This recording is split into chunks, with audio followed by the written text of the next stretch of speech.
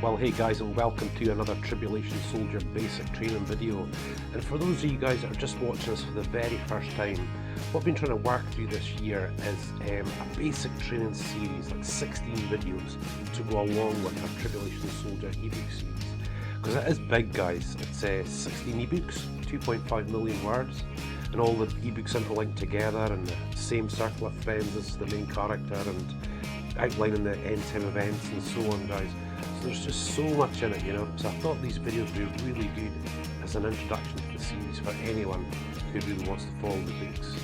I've been trying to cover as many subjects as I can, you know, but guys, as I always say, especially in these videos, that we do actually have a really quite a big social media platform that surrounds the series. We actually have 4 YouTube channels. We have the Tribulation Soldier ebook series as our YouTube 1. We've got our YouTube 2, which is our Birnie Family channel. And there I do like motorbike vlogs and Scottish tours and DIYs and all that sort of stuff. Then we've got Tribulation Soldier Comms YouTube, where you can hear some prayers, teachings, some sermons from me. And then the last one is our Birnie Family Fun, which is just our kids. And that's just a part of this whole online platform to support the series. So I certainly hope you enjoy another one tonight. I tend to rabbit on, but you know, that's just the way that I am. I just hope you really enjoy. Yes, we're fairly moving through them now, guys, you know. Done quite a few subjects so far. And I think I said in the previous video, maybe go to war next. That would be the thing, you know, because the Tribulation Soldier series is based around the military. And of course there's military operations, and there's, you know, the various branches, the Air Force, and, you know, we go through all those sorts of things, you know. But I just really want to touch on war itself. I know in the last video we spoke about Vietnam and various things like that, you know. I just want to go into sort of the more war itself, because I think for a lot of people, guys, you know, it doesn't make a lot of sense, you know. That's to me, you know, I've studied about war for years, you know, and I was in the British Army Reserves. I wanted to join the Royal Marines, and I've got family that are in the forces. My grandfather was there in World War II as a navigator, a bomber navigator, and you know, for all the years I started studying this stuff, I mean, I have to say, guys, I just don't get it sometimes, you know, that there just seems to be this, such a few people that can make these decisions and can turn a whole sort of nation upside down, you know. And I think when it comes to war itself, guys, like I said, part of me just doesn't get it, you know, I just don't get it at all. But the one thing you do see, which is always a constant throughout war, are civilian suffering, you know, a lot of civilian suffering, women, children, you know, and it's seen as just collateral damage, or this is war and this is how it works and things like that, you know. But guys, that really is the reality of it, you know. And for most people in the world, guys, I would say, I'm a real believer in that most people in the world are sort of just like us, you know. We just want to lead a good life, quiet life, quite happy, you know, don't want to really upset the people around us, you know, just want to be good and enjoy our life, spend time with the kids and all that sort of stuff. And, you know, and wherever you sort of go in the world, guys, that's the way most people actually are. So you mean, you think about that in a nation like, you know, Syria, for example, or any of these places that have seen war in the past decade, guys, you know, a lot of these people are just like us, you know. And I try to put it that way, some from the Western world, we're just all the same. And this is what these people go through during these times of war. You know, and I think war just shows that real, you know, hard side of humanity. But it also brings out the best as well, guys, you know. I think it's been, in some senses, it's been really wonderful. You know, it's just seeing our soldiers across in these various places, whatever your political views might be, you know. These guys and ladies have still got to be on the ground and do their jobs, you know. And I'm pretty sure most of us really support them in that, you know. Tremendously touching times, you know. You sort of think with war, guys, it'll always be around, you know. And you know, when you look scripturally, you know, from a pastor's point of view, it will always be around, you know. And if anything, it'll get worse as the sort of years go on, you know. And but you know, there's just such great stories come from it, guys, you know, that brings out such the best in a lot of people. And I think that rather than focusing on quite a lot of the more difficult stuff, I think in the books I've really wanted to bring that forward, you know.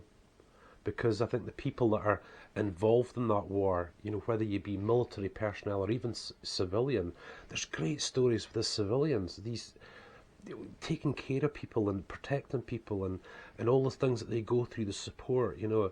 I just find it tremendous, all these stories that come through. So, you know, with that, guys, you know, with war, obviously there's big chunks of war in the Tribulation Soldier series.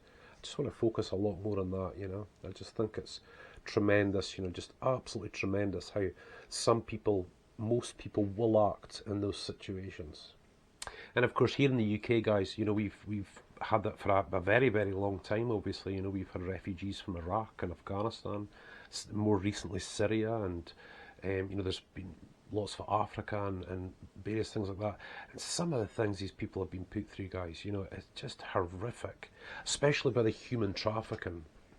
You know, and that seems to be a profitable part of war. You know, is the people trafficking, and that's another aspect that I brought into the books quite early, was the trafficking, mostly of women in the first books, but the trafficking of people, you know, the actual trafficking of people in this day and age.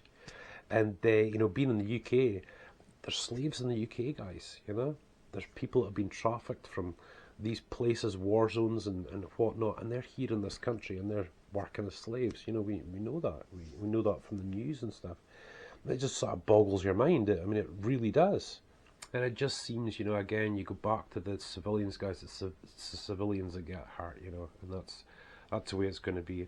But guys, you know, I think that, you know, that is just the way that it is. You know, when you look back over history, there's always been war, you know. And again, I'm a Christian.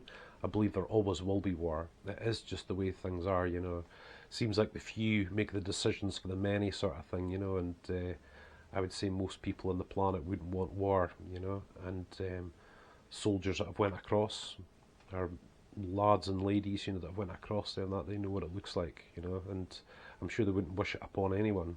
But yet we find war interesting, you know, the stories that come from it, you know, it generates so much discussion and talk and all sorts of stuff, you know, and it is fascinating, you know.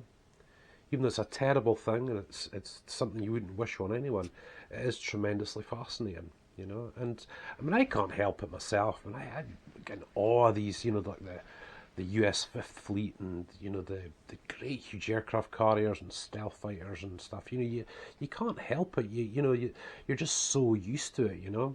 You know, you just see it all the time, you know, you see all these things all the time, you know, so, I mean, you can't help it, you know, you get plenty of information. You can let your imagination run wild when you really go for it with the writing of the books. But the hope is, guys, you know, that I really hope this, guys, you know, that hopefully I'm never glamorising war or glamorising violence, for example, you know, too much in the books, you know. Of course, we're always in awe of how amazing our special forces soldiers are, for example, or our elite, you know, fighter pilots and stuff. Of course, we're, you know, in awe and just think they're great, you know, and so proud to have them, you know. But you know, I think that's something I've found a little bit difficult in writing the books, is trying not to glamorise it, you know. And I really hope that shines through, because you've just got that sort of terrible side, like I keep saying, and then you've got these great stories that come from it. You know, it's undeniable, these amazing stories that come from it, stories of compassion and selflessness, and, you know, really under the pressure, you know, when you've got a gun to your head.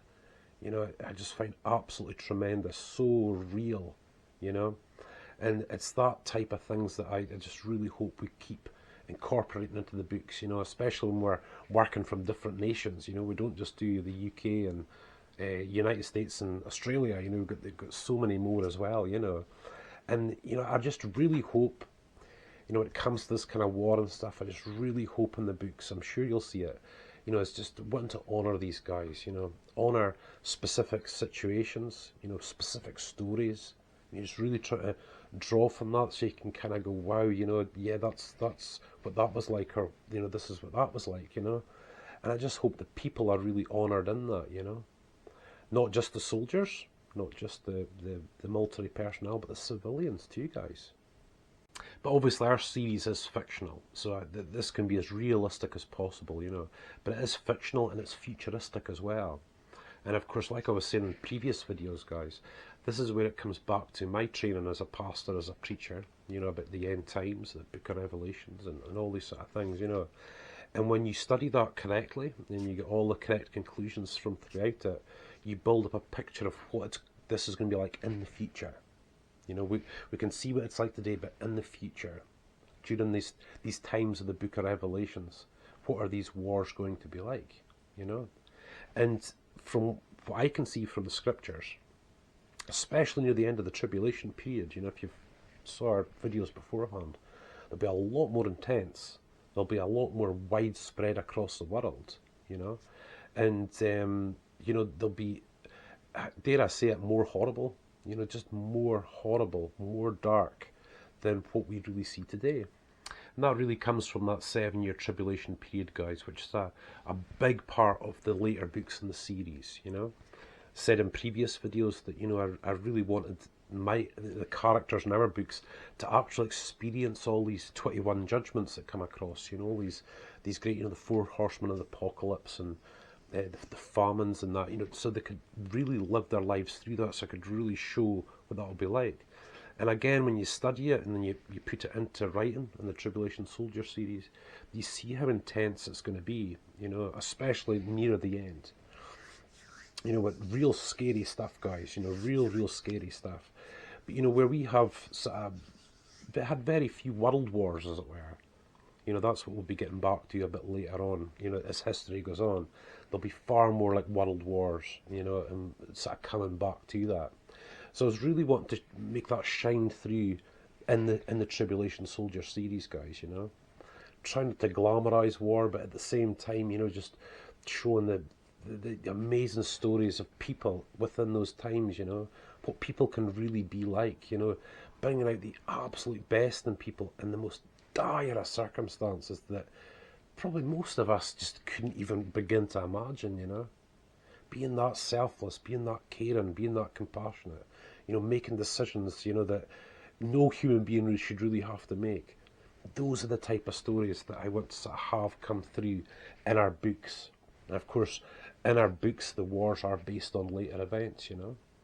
But yeah, you know, war will always be with us, guys, you know, and, you know, when you look across the world today, it's big business, you know, war and conflict is big business, you know, there's no question about it.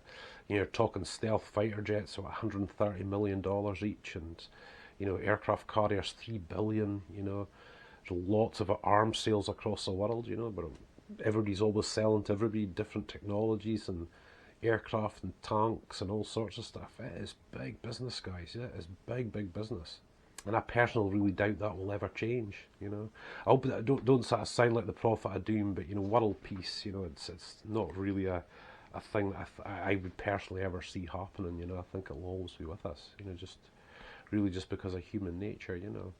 But again, guys, you know, especially in recent times, you know, we've seen a lot of war. You know, you look at Libya, for example, Syria. You could call Israel still going through a war in a lot of respects as well, you know. I suppose the Cold War, you always think there's a little bit of a touch of that still going on. You know, we just recently we had a Russian bomber coming past. You know, hey guys, you know, and the jets are scrambled just from up the coast there, just to escort them along the North Sea and stuff. And you know, it doesn't really worry us, I don't think. But you know, it's just always going to be with us, guys. You know. And any earlier ones, you know, like World War II, and like I said, going back to the Vietnam War and various things like that, guys, you just see it from throughout history. You know, you see the changes that take place in society. You know, technology always grows throughout wars. You know, you see from the very beginning of, say, the sort of Gulf War, for example, in 1991. You know, you go from Humvees to armoured vehicles we've got now, you know, for the guys. You know, you see how the technology goes on and how things change, you know. And I guess, I suppose, guys, what I'm sort of trying to say in this video is that I think war will just always be a part of our lives in some way, shape or form, you know. We're always going to have people that are affected by it, you know, politics that are affected by it, tensions, you know, between various nations and stuff like that, you know. And I think they'll just always be with us, guys. And, you know, I don't think it's anything for most of us to worry about, as it were, you know. But it's certainly something to be aware of, you know, that in the world today, on our little planet, you know, there are people that are suffering through war at the moment. you know, and they have been for a long time in some cases, you know. We tend to sort of forget that over here at times, you know, but you know, when you really look at the news and you really see what's going on, you see that there's some wars that have just been going on for quite some time now, guys, modern day wars, you know. But hopefully, guys, again, I come back to our Tribulation Soldier series, you know, although wars this and wars that, I really hope throughout these books, guys, that I can really draw up and show some of the most amazing parts of people, military personnel and civilians alike, you know, focusing a lot more on that rather than, I suppose, the really dark, terrible side of war, you know. And I'm hoping that shines through in the books, you know. I hope that you get a little insight to maybe what I've been looking at, you know. Maybe I haven't looked at it before, about what it's like to live in a country like that, you know, when you could dial 999, which is our emergency, and an ambulance won't come, you know, or there's shortages of food or water, or the electricity goes off, or you lose your jobs, and all of a sudden, you know, you've got these things to pay for and stuff like that, you know. Hopefully that all sort of starts to shine through in the books, guys, and you'll see the character of some of these people, some of these great people that have lived through this sort of stuff. So, guys, that was my little segment about war itself, you know, and you know, if it's something you've personally never sort of really looked into, or you know, maybe it's something you don't consider and you don't really read about it in the news or whatever, guys, it really is good to know, you know, what's sort of happening around the world with these things, you know. And as I always say, and I have to be, you know, totally open, it makes you very thankful for what you've got, you know, when you really see what some people are going through, you know.